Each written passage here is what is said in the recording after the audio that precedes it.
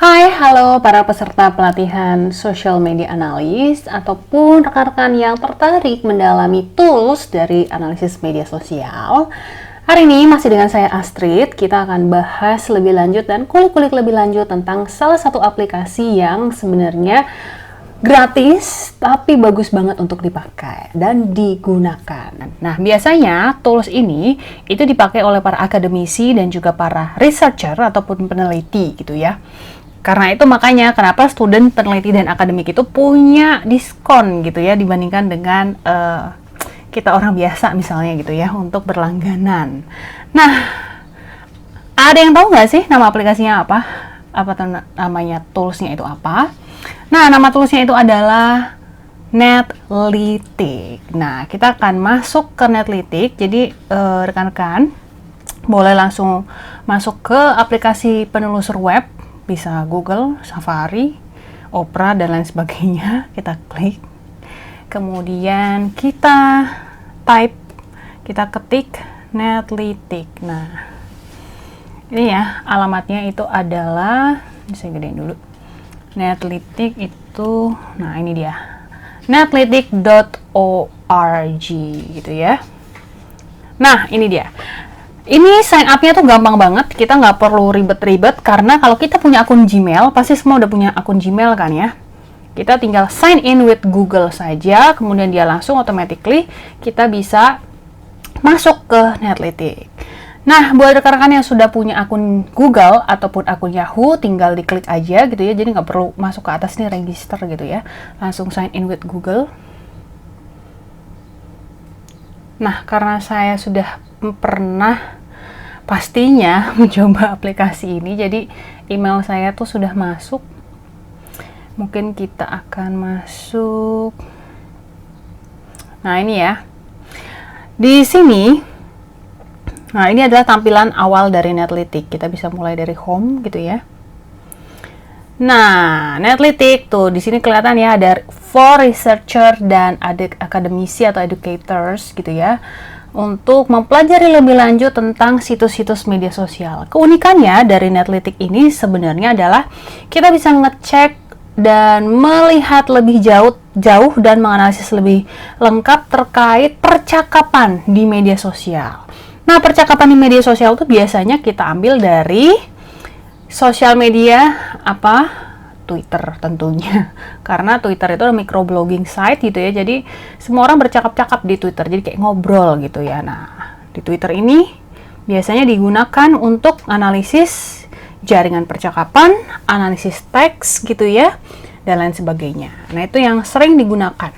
Netlytic ini jadi tools ini punya 3 fitur utama, jadi ada analisis teks, analisis jaringan percakapan atau SNA, dan endingnya nanti ada summary gitu ya, jadi kayak ada laporan insight gitu ya tentang percakapan yang kita sudah cari gitu. Cuma kalau untuk Netlytic itu memang terbatas ya sumbernya. Dia tuh sumbernya utamanya tuh adalah Twitter, kemudian YouTube, kemudian RSS feeds, kemudian ada dari text file, jadi kita bisa ngambil juga dari Excel gitu ya, kemudian dari Reddit. Kalau saya sih biasanya pakai yang Twitter, karena kalau YouTube itu juga sering error ya. Nah, caranya gimana setelah kita register itu? Kita masuk dulu ke account types. Nah, kita lihat nih ya rekan-rekan ya. Kalau di Netlytic langganannya itu dibagi menjadi namanya tier 1, tier 2, dan tier 3. Saya sudah di tier 2. Nah, kalau dilihat tier 2, dataset yang kita bisa dapatkan itu ada sekitar 10.000. 10.000 di Twitter dapat dataset segitu tuh bagus banget ya, maksudnya udah lumayan mencukupi lah kalau untuk teman-teman mau riset kecil-kecilan gitu ya, dibandingkan tier 1. Tier 1 itu hanya 2.500, gak terlalu banyak ya, jauh banget dibandingkan dengan tier 2. Jadi kalau untuk tier 2 itu bagus sekali untuk project kecil-kecilan atau mungkin tugas kelas gitu ya. Nah, kalau akademisi, researcher, dan lainnya, mereka tuh menggunakan tier 3. Cuma memang Netlytic itu agak sedikit mahal ya. Jadi kalau kita klik upgrade di sini ya, tuh. Yang murah itu untuk student. Nah, mungkin buat rekan-rekan sini yang masih student gitu ya, bisa berlangganan, ini harganya segini. Nah, kalau untuk akademisi ataupun reguler itu harganya agak mahal. Tapi sebenarnya kegunaannya banyak banget ya. Jadi kalau kita kesampingkan dari harganya ya boleh-boleh aja sih, silahkan. Tapi saya akan ngajarin rekan-rekan untuk gimana sih caranya kita upgrade ke tier 2. Karena tier 2 tuh free ya, tuh free kan. Nah, itu gimana sih? Nah, kita ke My Account. Nanti di sini ada klik Change Password. Kalau mau ganti password, ada account tier. Nah, ini saya udah tier 2 ya. Kemudian ada Twitter account, ada notification setting, dan delete account. Sebelum kita masuk ke tier 2, rekan-rekan tuh bisa menghubungkan akun Twitternya, akun Twitter kalian, mau yang mana aja terserah gitu ya. Langsung masuk di link ke Netlytics, karena kalau nggak ngelink dengan akun Twitter kalian, itu dia nggak bisa dipakai. Karena kenapa? Karena kita mau ngambil dari Twitter ya, percakapan dari Twitter ataupun teks dari Twitter, jadi kita harus ada akun Twitternya. Walaupun nanti akun Twitter kita juga nggak diapa-apain sih, jadi yang penting kita punya aja. Nah, setelah kita masuk, kita ngelink, nanti dia akan masuk pop-up baru gitu ya. Pop-up baru, jendela baru, tab baru, nanti keluar Twitter dan diminta akan memasukkan password Twitter kalian. Kalau misalnya sudah ngelink, dia akan tertulis akun Twitternya apa. Kalau mau diganti juga bisa gitu ya, tinggal delete this link gitu ya, nanti tinggal kita masuk. Nah, ini coba saya contohkan. Saya delete link dulu. Nah, ini ya, kita sign in with Twitter. Nah, kemudian tinggal masukin akun Twitter kalian, jangan sampai lupa. Tentu saja. Soalnya banyak nih yang sering lupa sama akun Twitter karena bukan anak Twitter banget gitu ya, jadi lupa dengan passwordnya. Kemudian kita klik authorize app.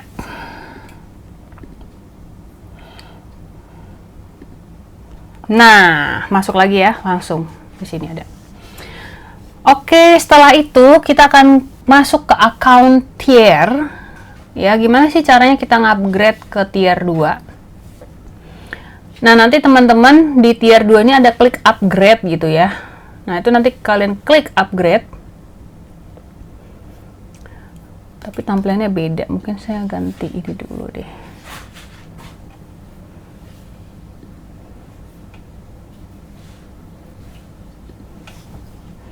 Saya ganti email yang lain.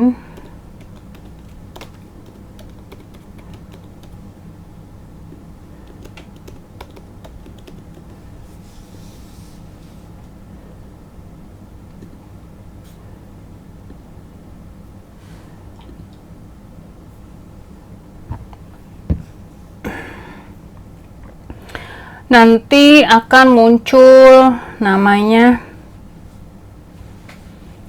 upgrade, kemudian nanti kalian tinggal mengisi untuk apa sih kalian mau upgrade ke tier 2. Nanti tinggal diklik misalnya for research atau for education only atau terserah gitu ya, tinggal masukkan nama kalian dan alasan kalian kenapa mau upgrade ke tier 2. Sesimpel itu, tinggal klik submit dan automatically langsung ke tier 2. Segampang itu ya. Begitu rekan-rekan, gampang banget ya. Nanti kalau misalnya sudah berhasil, nanti ada tulisannya you are currently on tier 2 gitu ya. Di Netlytics itu yang menarik itu adalah kita bisa menganalisis teks ya, dan juga menganalisis jaringan komunikasi.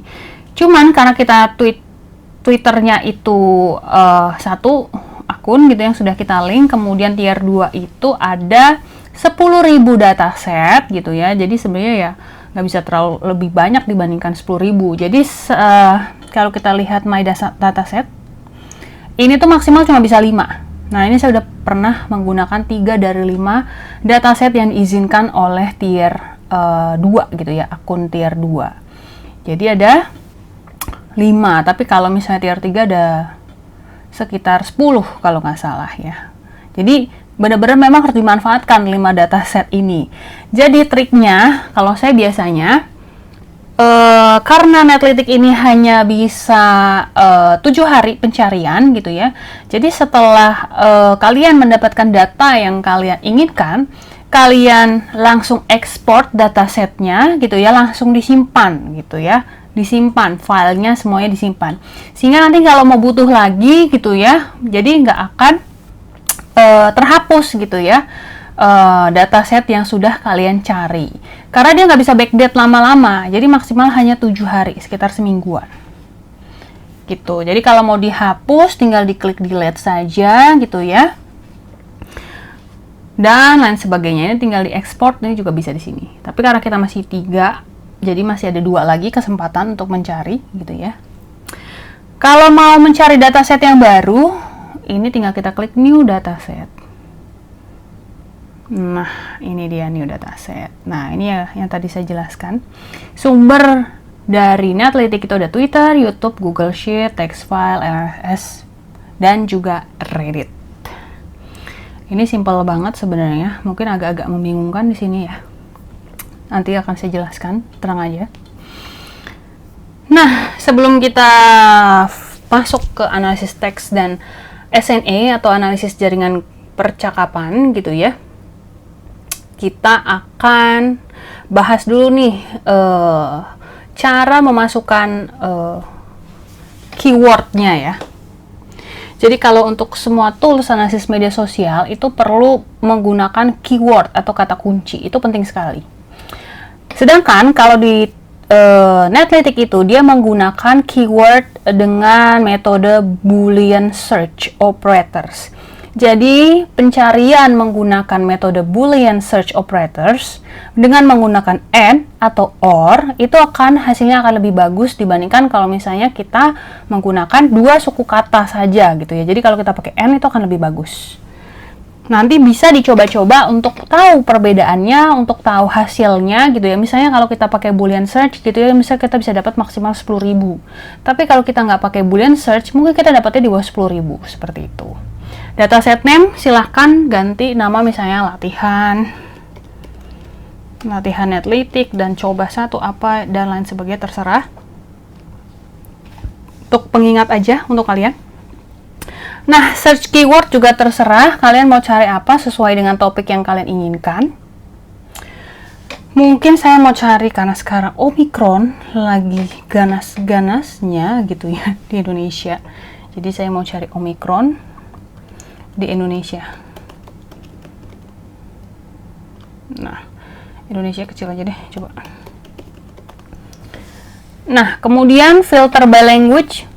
Kalau mau cari yang di Indonesia aja dengan bahasa Indonesia gitu ya, kita bisa klik Indonesian, karena kalau kita pakai bahasa Inggris kadang dia kurang akurat gitu ya, karena misalnya kita cari Omicron kan bahasa yang sudah mengglobal gitu ya. Jadi misalnya kadang sering masuk dari Malaysia, Singapura, ataupun negara-negara lain. Jadi kita bisa pakai filter di language-nya di Indonesia. Itu nomor 2. Kemudian nomor 3, ini sebenarnya adalah filtering lokasi.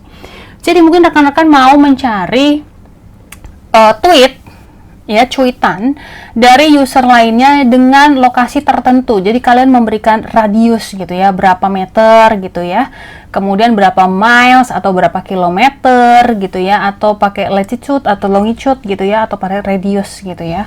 Ini bisa kalian masukkan. Misalnya saya mau mencari yang di daerah Jakarta saja gitu ya, kita tinggal masukin misalnya radiusnya berapa kilo atau berapa mil gitu ya, manually bisa kita masukin.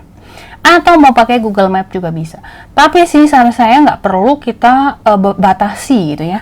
Karena kebanyakan user Twitter itu tidak infokan lokasinya mereka. Jadi nggak perlu. Karena ini jadi ke filter sedikit banget. Karena kan kalau dataset itu semakin banyak semakin bagus.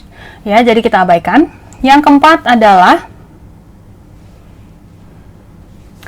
kita akan filtering tweet atau cuitan yang berisi misalnya mau cari dari retweet saja, atau mau cari tweet yang sudah di-reply oleh user lain, atau mau cari tweet yang ada isinya image, video, links, news, dan lain sebagainya.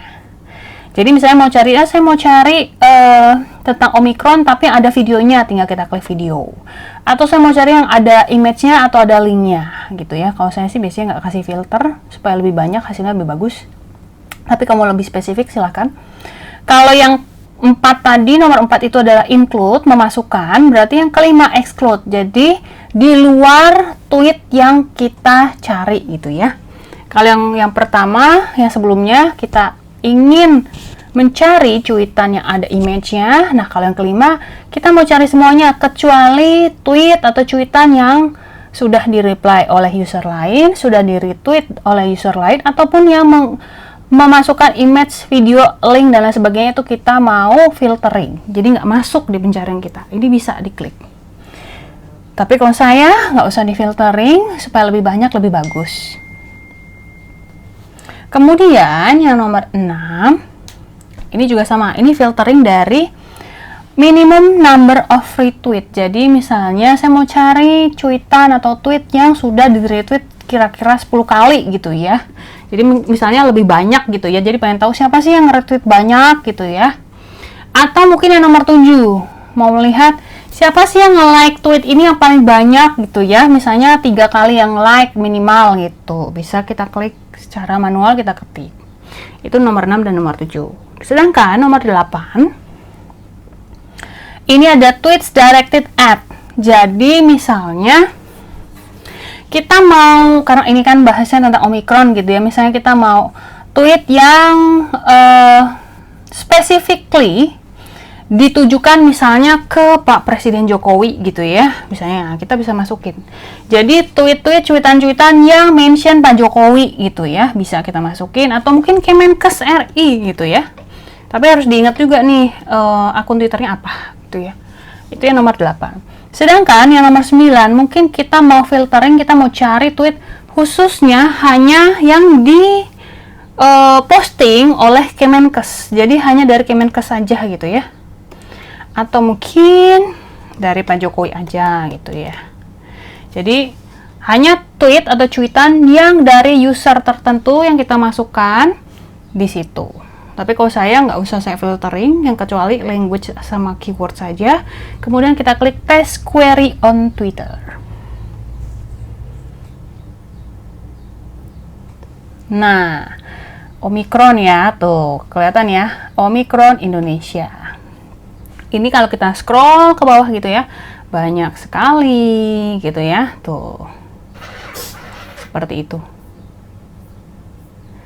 Nah, ini sebenarnya kita close aja, nggak apa-apa, nggak ngaruh gitu ya, karena sebenarnya ini filtering from anyone, location anywhere, seperti itu ya. Ini cuma ngeliat aja nih, siapa aja sih yang bahas. Nah, kebanyakan sih sebenarnya akun-akun ini ya, media itu banyak banget pastinya kalau di topik sebesar ini. Ini kita close aja, nggak apa-apa. Nah, seperti itu. Nah, setelah ini nanti kita akan lanjut ke import. Nah, kita klik import. Nah, kita akan menunggu ini, tapi sambil menunggu kita akan break lagi. Kita akan balik lagi ke part 2. Jadi part 2 saya akan ngejelasin lebih lanjut menganalisis teks dan juga jaringan percakapan ataupun SNA menggunakan Netlytics setelah ini. Oke, pantengin terus setelah ini ya. Bye!